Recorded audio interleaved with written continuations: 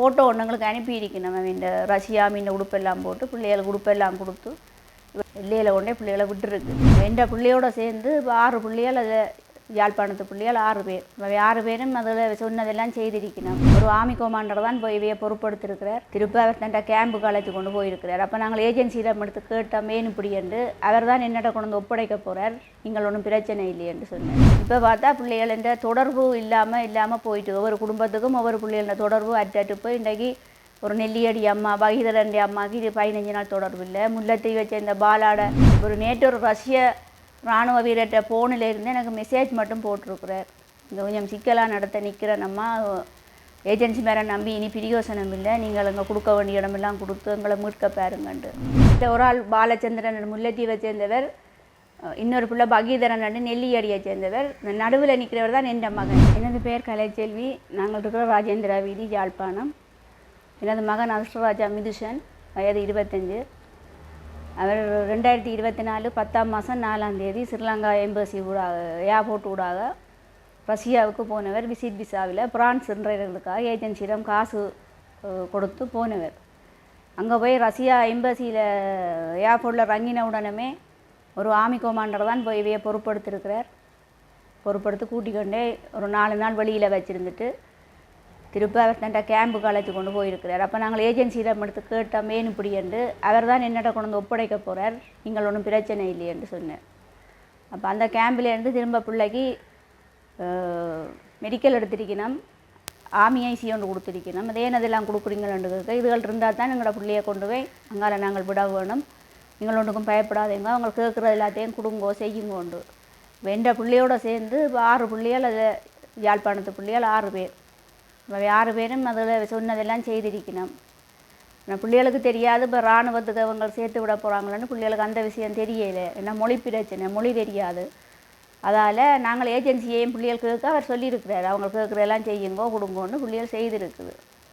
இப்போ பார்த்தா பிள்ளைகளை பேருந்து ட்ரைனிங்குன்னு சொல்லிக்கொண்டு ட்ரைனிங்கும் கொடுத்துருக்குறாங்க. ரஷ்ய ட்ரைனிங் கொடுத்துருக்குறாங்க, ஆர்மி ட்ரைனிங். அந்த ட்ரைனிங் கொடுத்து பிள்ளைகளுக்கு அதில் சம்பள காசும் வந்து விழுந்ததாம், காட்டு ஒன்று கொடுத்து வந்து விழுந்ததாம். அந்த சம்பள காசையும் அதுக்கு உள்ள ஆமிக்காரர் பெரியவர் காட்டை கொண்டு எடுத்துட்டாராம். அதுக்கும் மேலே காட்டை கொடுங்கோ, அப்போ அந்த காசை எடுத்துகிட்டு உங்களை கொண்டு வந்து எங்களுக்கு தருவாருன்னு சொல்லியிருக்கிறான் ஏஜென்சி. இப்போ அவன் சொன்னதெல்லாம் இந்த பிள்ளைகள் அவ்வளோ பேரும் செய்திருக்கணும். இப்போ பார்த்தா பிள்ளைகள் என்ற தொடர்பு இல்லாமல் போயிட்டு ஒவ்வொரு குடும்பத்துக்கும் ஒவ்வொரு பிள்ளைகள தொடர்பு அட்டு போய் இன்றைக்கு ஒரு நெல்லியடி அம்மா பகிதரண்டி அம்மாவுக்கு இது 15 நாள் தொடர்பு இல்லை. முல்லைத்தீவை சேர்ந்த பாலச்சந்திரன் அவைக்கு தொடர்பு இல்லை. இப்போ இந்த மகன் தான் இப்போ கடைசி மட்டும் என்னோட ஒரு கிழமையாக தொடர்பில் இருந்தவர். இப்போ அவர்கிட்ட ஃபோன் தொடர்பும் இல்லை.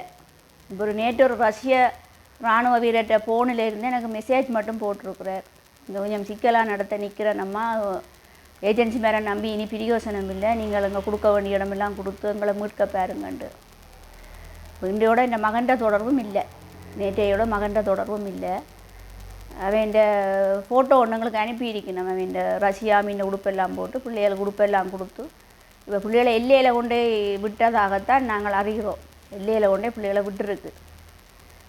அதால் இப்போ எங்களோட பிள்ளைகள் ஆமிக்கண்டு போகலை. அவன் போனது வெளிநாடு போக முகவரோடத்தான் போனவன். இந்த முகவருக்கும் அங்கே உள்ள ஆமி பெரியவருக்கும் ஏதோ தொடர்பு இருக்க வேண்டும் என்று தான் நாங்கள் சந்தேகிக்கிறோம். அதனால் வறுமை நிமித்தம் தான் பிள்ளைகளை வெளிநாட்டுக்கு விட்டது, கஷ்டத்து நிமித்தம் தான் அனுப்பினது.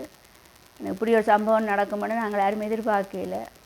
எனவே இந்த சம்பவத்தை கருத்தில் கொண்டு எங்களுக்கு உரிய உதவியை ஜனாதிபதி ஐயா அவர்களும் செய்ய வேண்டும் என்று கேட்டுக்கொண்டு